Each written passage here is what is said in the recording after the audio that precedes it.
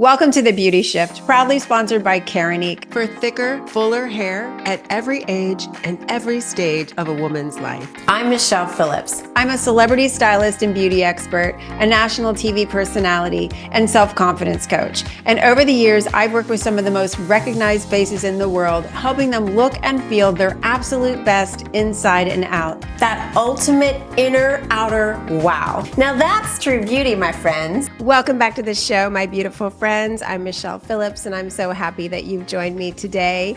We have a great guest. She is super special. She has not just worked in the beauty industry for years, she has helped shape the beauty industry. Shannaz Schopfer is the founder and CEO of The Beauty Architects, and she brings more than 35 years experience in global beauty, from beginning in her family's Swiss skincare business to working with some of the most iconic brands in the world, including Estée Lauder, L'Oreal, Chanel, La Prairie, and even Charlotte Tilbury. I'm wearing all of her makeup right now.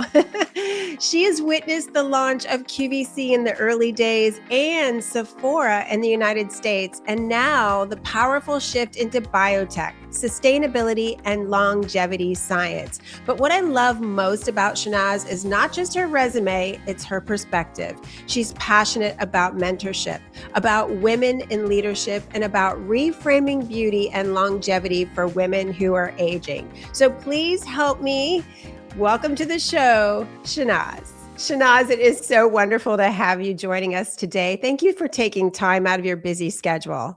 Of course, it's my pleasure, Michelle. I appreciate it. I've been looking forward to this conversation with you because your background is so vast in the world of beauty, and you started at a young age with your family's business. You had a beauty brand based out of Switzerland. I would love for you to share a little bit about how you got started. So my father was a serial entrepreneur, and being in Switzerland, where there was at a time, Switzerland was still very well known for really high-end skincare, really quality products. He decided it was time to make a beautiful skincare line. He started a company called Valmont, which was primarily scientifically based. So it was mucopolysaccharides and DNA, that sort of thing. And he wanted to have something that was attached to a clinic. So he associated himself with the clinic Valmont, which is in the French part of Switzerland. And, it was just easy for him to have some child labor. So for me, it was, when I was in school, it was come to the factory and help put the cream in the jars and put the jars in the boxes. And at the same time, I was able to sit with the formulator.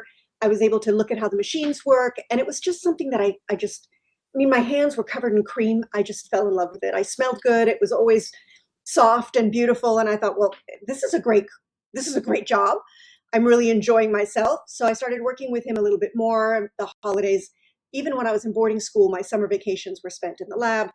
And eventually he grew the company to a point where he sold it in '89.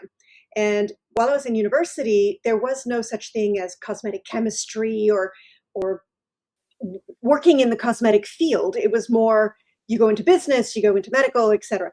So I went into international business. I did that, but always with the mind that I wanted to stay in cosmetics somehow. And I was lucky enough to meet a woman by the name of Anita Roddick, who was the founder of The Body Shop. Yes. I came to Geneva to do a speech. And I met her and I talked to her afterwards. And I just said, I'm so in awe because I've seen a lot of the big legacy brands already. There was the La Prairie, there was, L'Oreal. They all had men running them. And I thought, you're a woman. How did you do it? It's very exciting. And she had some great advice and she mentored me in a lot of different ways. And I was very appreciative. And I decided after my father sold the company in '89 that I wanted to stay in the business. And she was there behind me saying, you can do this. You should do this. Make something that's authentically you. Make something that's important to you. So I started with a bunch of products that were skincare based, but no animal ingredients, no animal testing, which in the '90s was relatively a new concept. I even couldn't find a logo, so I had to use a little bunny with a line through it to make it no animal testing, and called it Swiss Balance because it was all about balancing your skin it wasn't necessarily aging or that as strong as Valmont was. It was really about balancing your skin. If you have acne, if you have rosacea, if you have dry skin, if you have menopause. I even created a pre-menopause line at the time, Wow. which I'll be honest with you, people didn't understand. Women didn't want to talk about it. Men certainly didn't want to talk about it. Whoa, that was anathema. So we just grew it organically in Europe through distributors, then started selling it in Asia because I had a brightening line, which made in Switzerland was still very important to the Asian market. So it was a facilitated entry into the market. And then after that, the natural progression was the United States. So I arrived here in 94, moved to Dallas, Texas, because it was in the middle of the country. It was just the natural place to go. So from Switzerland to Dallas, which is like, oh my God, culture shock. Hot. Yeah. And then because at the time I was also lucky enough that QVC was starting to grow, infomercials were just the rage. Gethy Renker was making a killing. And so we tried a lot of different things. So it really got me looking at, I did a 3-hour stint on QVC, or three 10-minute stints on QVC. And that was so nerve-wracking that I promptly went outside the building and threw up. I also get that. following the mop, apparently I didn't get the kind of sales I was supposed to. I don't know how it worked. And so we did 3 times and then we were done. And I was doing that the premenopausal line, and people were just like, oh, you can't say these things. I'm like, well, that's what our skin does. This is what's happening. I was still young enough to know what was going to happen. I mean, I have a mother, I have aunts, I've seen it happen. We talk about it internally. That at that age is unbelievable. At a time when, like you said, nobody was talking about menopause. I mean, just now we're discussing. We barely talk about it here now. Yeah, we're starting to. Yeah, we talk about it, but it's still them talking about it. It's not the zeitgeist, everyone talking about it. So I did Swiss Balance, and I was also lucky that was the time Sephora had landed in America and was starting to grow with more brick and mortars. So I got a 6th shelf position at the first Rockefeller launch, and then we moved into all the other Sephoras. And it was going really well. We were very happy. I was very proud of my team. And eventually a group out of Hong Kong, they just loved it so much. They wanted to buy the company, and they made us an offer we couldn't refuse. So sold the company in 2000. And then I found myself, should I go back to Switzerland? Kind of liked it in America. By then I'd moved to Los Angeles, where I discovered the weather, and decided I was going to stay here. And I kept meeting fascinating women who wanted to start a line, who wanted to start a brand, who wanted to start a product, but they had an idea, but they just couldn't figure out how to do it. And I said, well, I've already done it, so I can help you or share with you, where you should go, who you should talk to, that sort of thing. And that's what led me to doing more on the manufacturing side now. I really help brands find the right manufacturers, find the right partners for them. But at the same time, I help now European manufacturers find the right American brands to partner with. So let's say you're a brand who makes color. It's going to be a different manufacturer than skincare. And then you might also want to consider, should it be France, Switzerland, Italy? Each has their specialty. You have to consider European regulatory. Now, is your brand going to launch in the United States only? Then maybe you should find a manufacturer here. Is your brand also going to launch in Europe? You really need to start thinking about that ahead of time, because you need to know regulatory is completely different. The colors are different. The textures are different. So you really need to make the plan ahead of time, and finding the right partner who can maybe do formulas in both places, especially if it's an SPF, or who can keep the formula the same, but change the colors depending on the market. This is where I come in and really start to get people thinking ahead of time, so that when you fall into it, you're not surprised.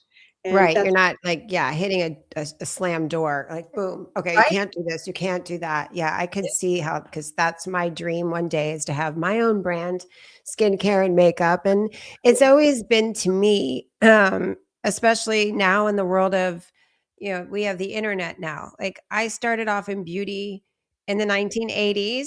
as well. So, and then in the 90s, is when I started working in television as a makeup artist, with big TV and movies and things, covers of magazines and things like that. And, I had to build my business completely 100% without the internet. And so in today's world, I think I feel I see a lot of smaller brands popping up online. It's hard to tell what's good and what's not good because you don't know if some of these testimonials or some of the things that they put out on ads on social, what they're all about. So I'm sure, this is a very big question in a way, but it's like from where we started in the beauty industry, 30, 40 years ago and up until now, it's incredibly different on so many levels. How are you helping your clients navigate these changes? And how do you feel could it be hurting women with all the choices we have out there and all the information that we're being fed? So I think there's two things to answer there. One, I think women are a lot more savvy today than they were. There was a time, especially back when we were doing this, that we just trusted the companies when they said, this is really good for you. We're like, oh, okay, it's really good for me. We didn't necessarily know what the ingredients were. Now with the internet, we can look everything up. We have different places to go for information for, is this a good product? Is this a good ingredient? Should I use this ingredient? We're also a lot more communicative about ingredients. That being said, it's still a lot of information, and we may not always have the time to say, oh, this is a new ingredient. Should I even consider it? So yes, I prefer to think about all of these new founders may have a great story, but if authenticity isn't there, that right there is a red flag. I also think that launching a product for the sake of launching products is just putting more trash out in the world. Right. We need to have products that work. And I don't mean necessarily, if it's a lipstick, it has to have color, but it has to have good ingredients that are good for you, good for the employees who made them, good for the planet. We're not just putting more trash out. And at the same time, we need to make sure that we just don't put out a product every month. And I think the rise of TikTok, et cetera, has really given us this K-beauty, oh, we have to have a new product and a new thing, and this is exciting, and let's try it. And those can be fun. And when you're, in your teens, you want to try new colors and things, sure. But I think less stuff and more really good hero products is what we should be focusing on. And that's what I try and recommend to my brand founders. Try to make things that, one, you will use, that you swear by, because if you can't talk about it, don't do it. Two, that the people that you talk to, when they try it, they're in love with it. Right. That they may not see a difference instantly. Let's not fool ourselves. There's no such thing as a magic, cream. But you can feel it right away if it feels good and it makes you happy, and the ritual of applying it is beautiful, and it just, again, makes you feel like you're doing something good for you. Because it's not always just the ingredient, it's also the ritual and how it makes you feel and how you react to something. And then I think what's important for a lot of the founders is, so if you're authentic and you're putting out great heroes, these heroes will live. There's certain brands today where they may have a lot of other products because we just have to have more SKUs, but their main products that they launched, if I look at Valmont today, the 5 first products we launched are still in the lineup, even though we sold the company, of the existing Valmont. And the founder the woman who bought it from us and who has taken it to a whole other level, she still has those products. She's remade them a little bit. She's tweaked them. She's improved the formula with something more clean. But the premise of the product is still there, and it's a great hero product. So I think It's really about making more heroes and not just more stuff. I completely agree with you. It's so funny when you were talking about that. I was thinking about Borghese and the mud mask. There's certain things back in the 80s and 90s I use that I today still order and still use because they're tried and true. And I also agree with you that I feel a lot of people, number one, are coming to me saying, do you think that this skincare brand is worth purchasing? A ton of either my clients, my friends, family, they'll screenshot something, ask me to look it up. And I'm Mm. thinking, why isn't there a way? And there probably is, you probably know. I'll look it up for them, but a lot of times people don't understand what the ingredients are. They don't, when they read them, they don't know what that means. And so, I mean, to me, you could even just put it in Chat GPT, but a lot of times I find that my clients and friends are purchasing things just because it says this is going to do X, Y, and Z. And they think if they, if it claims that it does this, then it does, it gives you this outcome. And it's not necessarily true, because when I look at it, for example, if it says it has retinol in it, the form of retinol, I'm like, oh my gosh, it's barely there, once I investigate. So I feel like again, like you mentioned, we really need to investigate and look at what it is we're purchasing before we purchase it. And then secondly, stop putting so many different products on our face, because I feel like, especially as we're getting older, like you mentioned, when you're 20s, even then, my daughters have purchased things that now their skin's overly sensitive because they buy all these things that they saw on social media. So that's why I think I was asking, is this hurting women? I completely agree with you that we are more, we have the ability to be more educated and to look into what we're purchasing and what we're putting on our skin. So I really encourage women to do more of that. But at the same time, we are bombarded by so much information that I feel as if women are watching TikTok or Instagram or YouTube and thinking just because this woman has 1 million followers means that I have to buy everything that she's telling me to put on my face, when that woman is not necessarily trained. She's just sharing products that are being given to her or she's being paid to talk about. And Well, that's what really scares me. I mean, when you think about it, it's also your skin is not my skin. Right. So you can't, a brand will say, oh, our product will do XYZ, as you said. Well, yeah, it might on those 3 people, but it might not on me. I can be sensitive to something that you're not. You can have an adverse reaction to something I don't. People can get allergies later on in life. So something you used when you were in your 20s, you can no longer use. So, being cautious, first finding out the ingredients. And by the way, when you see a list of ingredients, that isn't really the list of ingredients. It's the components of a variety of ingredients that are added in. So it might say hyaluronic acid, sure. But then there's maybe hyaluronic acid plus, plus, plus. There's other things that created that complex. So and then there are different levels. So you might look at it and say, oh, it's the second ingredient. Well, yes, but it's mixed with something else. It was processed in a different way. So it's also not that easy when you're just looking at a box and saying, oh, I can see 4 ingredients in here that look good and they're at the bottom. That doesn't necessarily mean that they're in there. They're at marketing levels. They're not effective. So there's a lot of other things. So you want to look at clinicals. You want to look, and not clinical perception. 45 women tried this and 40 of them thought it was great. Wonderful. That helps, but that's not a clinical. I want to know in vitro, in vivo.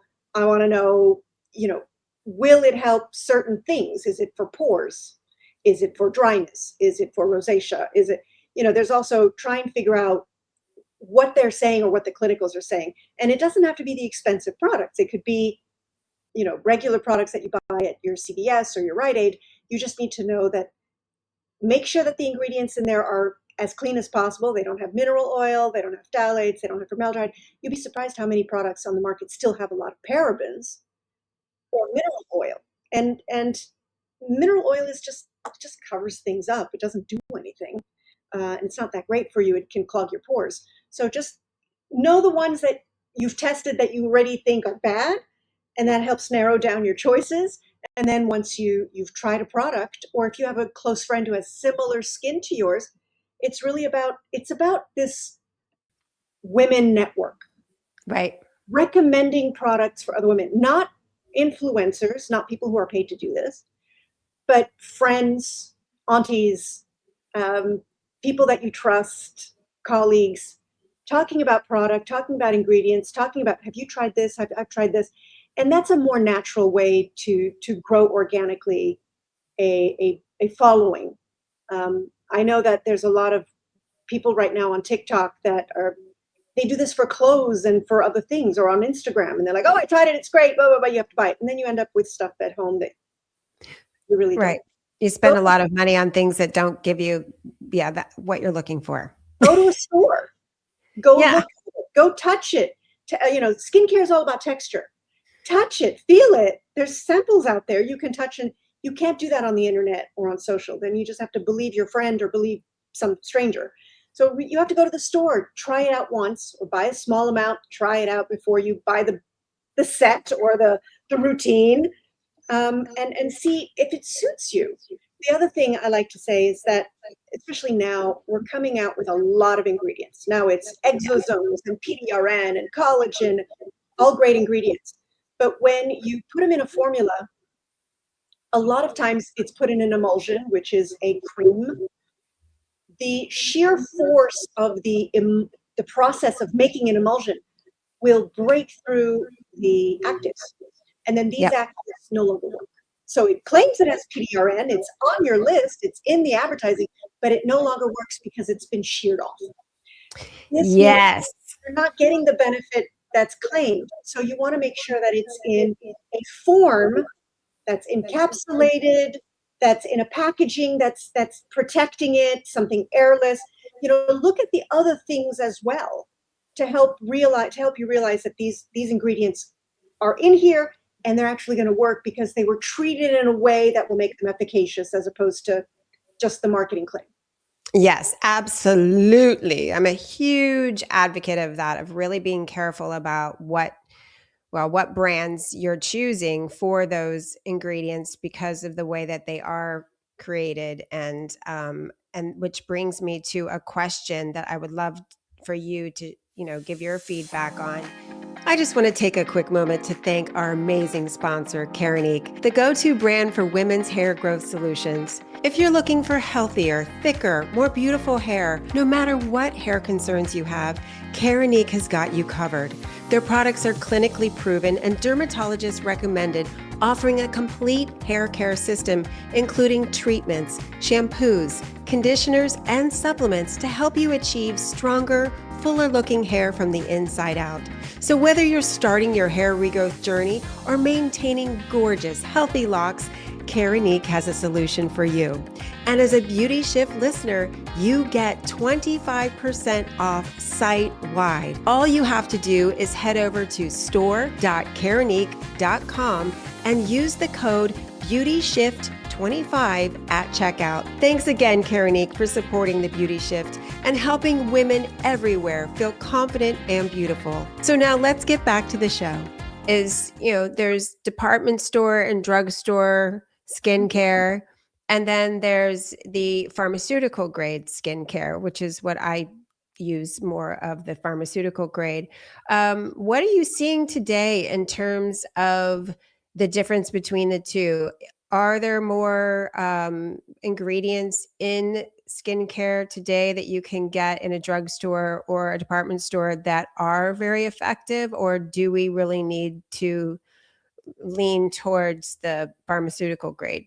And when you say pharmaceutical grade, does that mean you're buying it through your doctor? Yeah, through your doctor. Yeah, they're not necessarily, you can't just go walk into a department store. So so different, like Obagi used to be a big one years ago. I know they're still around, but I mean, they're different. Is Clinical. There's a lot of different brands out there that are more pharmaceutical brands, even though you can get them on the internet now. Yeah, be careful, because also a lot of these professional brands, and I'm not talking about Obagi, I'm talking about the one that you get at your local dermatologist's office. A lot of them are made for the dermatologist, and I've been to my dermatologist, who I love. She's wonderful, but the products that they have at that place are just, I'm one of those people. I look at the ingredients, and it's just awful. And I know where they're being manufactured, and it's the same line that was made for 3 other doctors, and it's just pumped through all the doctors. All they do is change the deco in the tube, and now you think you've got a great new product, and you don't. The doctors don't have time to actually sit there and formulate a product. They're busy running a business. Right. So they're buying it from a manufacturer, and that doesn't necessarily mean that it's the best product out there. It's what was pitched to them as the greatest, and they said, great, this will just be another revenue stream for me, and I'll pitch it. Not all doctors. There are some who have their own line who actually research some ingredients. So you have to be careful when you say professional line. Also, if you go to a spa, a health spa, and they're treating you, it's like all other businesses. You can have Elemis, or you can have IS Clinical, or you can have, there's all sorts of brands. Elastin. I mean, there's all these different brands now that, yeah. But when you're there getting a treatment, do you see the ingredients? When I go get a facial, I am the nightmare and the bane of the facialist's existence. Me too. I'm like, don't use that on my face. I'm good. Just use the plain stuff. Just massage me and give me steam and exfoliate. Yeah. You can do the Don't put anything on my face. But it's true. Well, the hyaluronic acids or the peels or the things they're using, you don't know how you're going to walk out that door looking like a crazy mess that they burn your skin. You just don't know. And they don't know either. Because again, your skin is not their skin. Right. And they've had, 100 clients in the last couple of weeks, and they haven't had any problems, so it's going to be fine. And then, oops. Yeah. And what if I fail to mention that I use Retin-A every night? There you go. I mean, that's the thing. A lot of times, it's like thinking about going into a doctor's office and you're taking all this medication. If the doctor doesn't know what medicine you're on and prescribes something to you, it could be very detrimental. Including vitamins.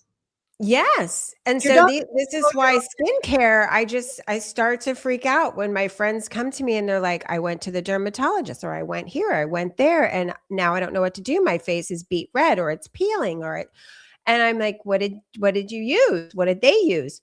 I don't know. They just think because this person said to use it that it's fine. And I'm like, what did you use? Could you find out? Because then I could tell you maybe what kind of reaction you're having. Upsell you and make you buy it so you can use it at home. But I think, so going back to your initial question, I think, yes, there are products at pharmaceutical or doctor level that are good. Some are not. Same thing for department store. Same thing for a drugstore. It's really, there are some decent drugstore products. They're not maybe as performant, but they're clean, they're safe, they're non-toxic, and they'll do the job. Also remember, the least aggressive you are to your face, the better off you'll be as you get older. Don't scrub all the time. Don't use as many HAs. Don't use all of these things that, it's bad enough people are microneedling and burning off the first layer of their skin all the time. In Europe, we take a different approach. We don't even use water because water is very stripping, especially in LA. The water is just awful. So the water will strip and dehydrate you. They have all these misters with water. You're like, well, that's the worst thing you could put on your face. So keep the water level down, keep the aggressive ingredients down, keep the scrubbing and, surfactants. It's just to make it mousse and foamy. That's the worst thing you could put on your face if you're sensitive or reactive. It's a different story if you have oily skin. But a lot of people are like, oh, I need it to foam so it's cleaning. It's like, no, it's stripping. Stripping your skin. Yes. And that isn't ideal for you now. So, find products that are gentle. Find products that have one or two great ingredients that you've either read about, heard about from a friend or from your doctor, like HA, niacinamide at certain levels. There's some good ingredients today. Exosomes are good. Peptides are good. Ceramides are good if they're at functional levels and that they're treated in a way that they work. So you can go to a L'Oreal brand. I mean, they're just because they're in CVS doesn't mean they're bad. It just means that they're less expensive. You can go to a department store and buy La Prairie, sure. You can buy Orveda, one of my favorite brands personally. But they're costly. And if you buy multiple products, then you're kind of stuck with them. So it's finding the right texture, it's finding the right ingredient mix. And I think you can buy that or find that in all levels. You just have to find the one that's right for your budget, right for your face, right for you. And I know it takes a little hunting and pecking, but again, going back to Europe, we remain very faithful to our brand. When we find something we like, we find a brand we trust, we stick with them. I think in America, people are very much about the shiny penny. And oh, there's something new. Let's try this. Oh, there's something new. Let's try that. But that's also not good for your face, because trying new things all the time can upset the balance of your skin. So when you find something you like or find something that works for you, stay with the brand and evolve through their products as you age. If you're loyal to Chanel, keep using Chanel. If you like Dior, use Dior. If you like, I don't know, if you like Kosas, use Kosas. And they will keep coming up with new products for people that age into them. You just have to Right. remain faithful and stop jumping around all the time. Yeah, and use one new product at a time, because if people go buy an entire new line and then their face, they have a reaction, they don't know what it's from, whether it's the cleanser or it's the moisturizer or it's the serum, or the eye cream. You don't know. So it's really important to just gradually try a product at a time, use it for a few weeks, make sure it's okay. And then if you like, to continue with more, my whole thing is stop using your face as a science experiment, because Oh, that's I what I love see that. women doing. That's Right. my, No, it's absolutely true. And I may actually have to plagiarize that. okay. It's all over my social. Probably every week I say it, because Then I'll quote you. you can borrow, you can use it anytime, because it's so true. And I feel like, people do that when it comes to their skin, with the hair. And I completely agree. Once you find a brand that you really like, stick with that. And for me, with my skincare routine, I mean, I have a cleanser and then my moisturizer and a couple serums and an eye cream. I don't You have flawless go skin. crazy. Yeah. Oh, thank you. I mean, mine's exosomes, vitamin C, peptides, and hyaluronic acid. It's just but again, it's harvested a certain way and it's encapsulated a certain way, so it really delivers. And I started using it a year ago and I'm like, whoa, my skin completely transformed. But that's all I use, nothing else. Because I've learned simple is better. And I love your idea about less water. So are you thinking, like, I'm starting using cleansing cloths? So, so again, be careful on the cleansing clogs, because a lot of them are just really bad for the environment as well. So if they're not biodegradable, we're just putting more stuff on a beach. Okay. A washcloth will work. You can Yeah. use a washcloth and put it in the laundry. Just make sure you change it all the time. Instead of Yep. disposable, you just wash it all the time. But you can use micellars with cotton, and Mm-hmm. micellars can be gentle. They can just pick up the dirt. They can remove your makeup, but at the same time, they're putting down a layer of Moisture. protection, something that's gentle. Right. You could use milks. Cleansing milks are great, and you don't have to rinse those off with water. You can use the milk with a cotton pad and then just remove it and then apply your serum and then your next step. So it's as little amount of water as possible, depending also where you live. Some water in the States is better, like in New York is better than LA. Yeah. So, and if you don't have a problem with it, great, don't. But if you do, and I know I do because I have more mature skin and I travel frequently, so it's very dry because I'm always in an airplane. I try not to use water. I don't use water spritzes. There's nothing worse for my skin. That's 1990s. I remember the Evian. People are like, "Oh, I'm going to spray my face." So yes, but spray it with something then that's hydrating. When I'm on a plane, I mask up. I use a lot of eye masks. I use, again, biodegradable or biogel. I don't like the paper that you have to throw away. Right. A lot of masks. I mean, I'm a big firm believer in masks.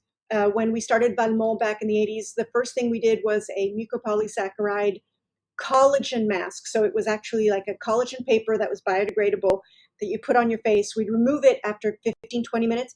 Your face almost looked frozen. It was so great for 4 or 5 hours. It was so beautiful and so great. And this was back in the 80s. And I kept telling American clients, why are you not using masks? And they're like, we use cream masks. I'm like, no, why are you not using these masks? And finally they arrived and now they're everywhere. And there's good, there's bad, there's ugly. But Right. use masks. Yeah. Try cleansing gently, using a lot of masks, using a lot of things that are just gentle for your skin and that cocoon it. Yeah, nourishing, hydrating. Yeah. Yes.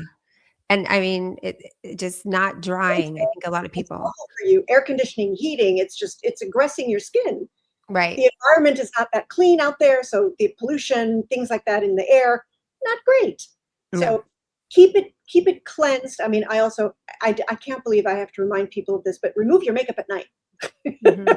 No, I know. I have women reach out and say, I don't use moisturizer. I never have. And they're in their late 40s, early 50s. And I'm like, okay, there's no shame. I'm not shaming anybody, but I'm like, please just use something on your skin to moisturize your skin. I don't want people to feel like they have to go spend a fortune on skincare when they've never purchased anything before, but just start with something gentle to And moisturize and hydrate. remove your makeup at night. I mean, I Yeah, cannot, remove the makeup.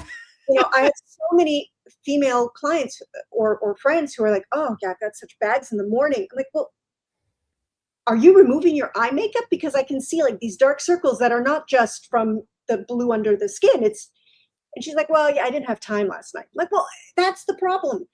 Cleanse Yeah. every day, gently, not stripping and foaming, cleanse every day. Use a moisturizer. If you can use a serum at our age, it's great because it's more concentrated, and then it's a cream on top. I'm also not a fan of chemical SPFs, Oh yeah, no, me neither. especially in America, because the FDA has not gotten a really good hand on their regulatory and they don't work. They're just adding more free radicals into your skin than you really need. If you're going to go out in the sun, you're going to go use a mineral. I'm all about zinc oxide or titanium dioxide to protect your skin. I have skin cancer, so it's something that I have to do all the time. But I don't put it in like in foundation when I'm building a foundation for a client. She's like, well, I need an SPF 15. I'm like, no, because an SPF has to be reapplied every 2 hours to be effective. Two, if you're putting a zinc oxide in a foundation, the color could be a little off. And that means you're going to use a chemical. If you're going to use a chemical, it's just going to add more free radicals to your skin. So, when you put in the morning, you cleanse gently, you put on hopefully a serum and a cream, maybe an eye cream, not necessary if you don't have the product. Then you use your makeup. At night, you take off your makeup. Please take off your makeup. And then put on again a serum and a cream. At night when you're sleeping is when your skin is regenerating. So a heavier cream if you can, or don't use the serum in the morning, use it at night, but at least really cocoon your skin as much as possible at night. Absolutely. And then I have my silk pillowcase There you that go. I travel with it. But yeah, because I mean, I think that helps too, because a lot of times then you get into a pillowcase that's next thing you know, it's absorbing my skincare. And then it's like if I sleep on my side, it's like creasing, whereas the silk pillowcase prevents that. I mean, there's all these little things that are very simple. But again, we're so many different things that we're bombarded with in terms of information that I feel like most women feel like they need to do a lot. And so either they do all of it or they don't do anything because they're just overwhelmed. And so it's so nice that you share the same philosophy as me. It's like less is more, especially as we're aging. Yes. Yeah, I mean, and do you feel like brands are embracing pro aging as opposed to, for many many years, I've seen all these anti aging, skincare brands, and the model's 30 years old If, that is if that, promoting the product. they're usually 20. They're 20. I was being nice by saying 30, but I mean, I get people all the time that say to me, "Are you kidding me? This is ridiculous." Are you seeing a change in the industry at all? So I'm seeing the conversation change Mhm. because a lot of founders are our age or they're aging into that category and they're starting to say, well, wait a minute, there's nothing wrong with aging. We're all going to do it. The alternative, it sucks. You die. So aging is part of life. Now, how we do it and how we make, there's in Europe, they always said grow old gracefully. There was something to that. It doesn't mean you have to be wrinkled and old. If you want to do tweaks, fine. But again, take care of your skin, do it right. But I've seen the conversation try to go to pro aging. They just can't seem to wrap the marketing conversation around it. So Mm, I've seen some new brands come out recently. They're like, oh, anti-aging. Like, stop saying that. It's insulting. right. I don't want to anti-age. I don't want to be 20. You can't pay me to be 20. Yeah. Um, Me I too. and I want to. I want to use a product that will help me feel better about myself, not necessarily look younger for a man. I Right. think the whole anti-aging story is also not about us. I think it's about how men perceive us and how we feel we need to look a certain way to please them, which is completely Absolutely. ridiculous because I know a lot of men who are like, why do you do all those lips and things? And it doesn't make any sense because we don't think it's great either. I'm like, well, but we do it because, well, I don't do it, but they do it because they feel that that's what is expected. And I think that comes from the entertainment industry. That comes with, a lot of the guys on camera, you looked a certain way and they wanted you to look like a 15-year-old, which is just wrong. Yep. In social media, women are comparing themselves to what they think is beautiful, quote Right. unquote beautiful. I need to look like And Kylie Jenner. Well, she's 30. I can't look yeah, like I didn't look like her when exactly. I was 30. I'm not gonna look like her now. I know. And I worked for 25 years, 30 years now, I guess. I work behind the scenes, television, movies, covers of, Vogue, Maxim. I've done a lot of that. And let me tell you, the people that sit in my chair don't look No, like they do on camera. no. And that's what they don't, me included. Like today, I've got pretty lighting. I mean, I know how to do my makeup and my hair for camera, but most of the images we see today are enhanced. And Absolutely. so we're comparing ourselves to things that aren't even real and feeling like not enough or that we'll never measure up. And then as we're aging, that we're invisible. So, I mean, that's the narrative that I want to change for women and just say, okay, be you. Authenticity is what's beautiful. The most beautiful woman Yes. in the room is a woman who rocks who she is.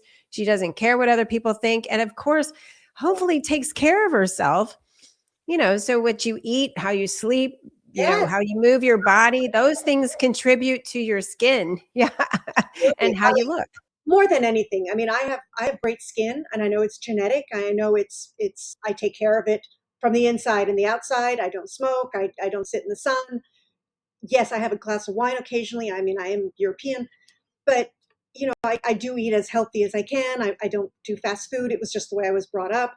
So yeah, if you're taking care of genetically what you have to internally, your gut, which reflects your entire body, your brain, your skin, and everything else, and then on top of that, you're using the right products and the right ingredients, then at the end, it's really about state of mind. Um, when you walk into a room and you feel confident, you will be noticed more. And you could have wrinkles. It doesn't matter. People aren't seeing them. We see them because we're looking in a mirror all day and that's what we're focusing on.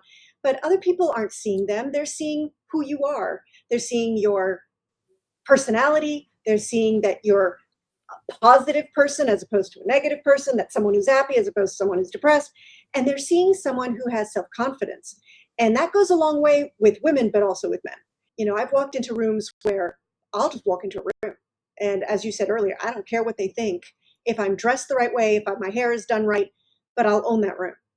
And they'll instantly think that's true if I have, all of a sudden I notice I have lipstick on my tooth or my hair is out of place or I was just in the rain. Doesn't matter. I'm still owning that room. And it's all about that self-confidence. But you can't feel that if you're so negative about yourself every time you look in a mirror or on Zoom or on a podcast or something. Enough with the filters and just look at yourself and say, I'm enough. Yes, I am enough, just as I am. I am. Absolutely. And when I'll be 80, I hope I make it there. I'll be enough. That's why I admire Helen Mirren so much. Talk about being enough. I could look like her well, she always looked amazing. But I mean, she owns the room at 80. She has no problems being herself and her true authentic self. And I think that's the sexiest thing of all. Shannaz, you are amazing. And everything you just said, I 1000% agree with you. And that's why I was so excited about our conversation today, because more women need to hear, And your inspiration and to know that we are enough as we are. And also that less is more when it comes to our skin. And, really it's about educating ourselves and not being afraid to question and not being afraid to try new things, but just be careful and do a little bit at a time. Absolutely. Couldn't agree more. And I think it's just so lovely to be able to talk to like-minded people because we're so on the same wavelength. We both lived, we're both from the same industry, and we both have that same philosophy, which means we're not alone. And I'm like you. I want to spread the fact that these women are all beautiful. I don't care if you're fat, thin, gray, you know, mustachy, whatever it is, you have a redeeming quality and you need to just live your authentic self. So the more we can pass that message along, the better it is. So hopefully you and I can continue this conversation over a meal, over a glass of wine. And it would be such a joy to be able to work with you or help you in any of your endeavors. Oh, thank you. I would love that. I'm going to take you up on that because I honestly, I just, again, like you said, like-mindedness, and we both have a lot in common in terms of our philosophy and background in the beauty industry for so long. So let's continue this conversation for sure. And maybe I can even invite you to join. I have a private group for women as well. That we have guests from time to time to where they can directly answer, get you to answer their questions. So Absolutely. I'd love to have you join us for that. I would love that. That would be wonderful. As I said, the more the merrier, the better it is. We're here to support each other and to help each other. So we are. Thank you so much for your time today. No, thank you. I appreciate it. This has been such a great conversation. And what I love about all of what we discussed today is it reminds us beauty is not about chasing youth. It's about evolution. It's about wisdom.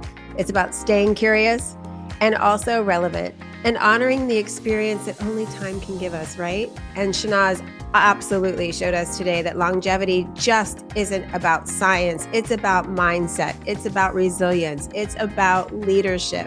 So thank you, Shannaz, for the decades you've poured into this industry and for the women you continue to champion. And to all of you listening today, remember your experience is not something to hide either. It's your power. Until next time, just remember you're beautiful just the way you are. And I invite you to visit my website, michellephillips.com, where I have created many different professional guides for you to download for free. I have a skincare guide that gives you professional skincare advice.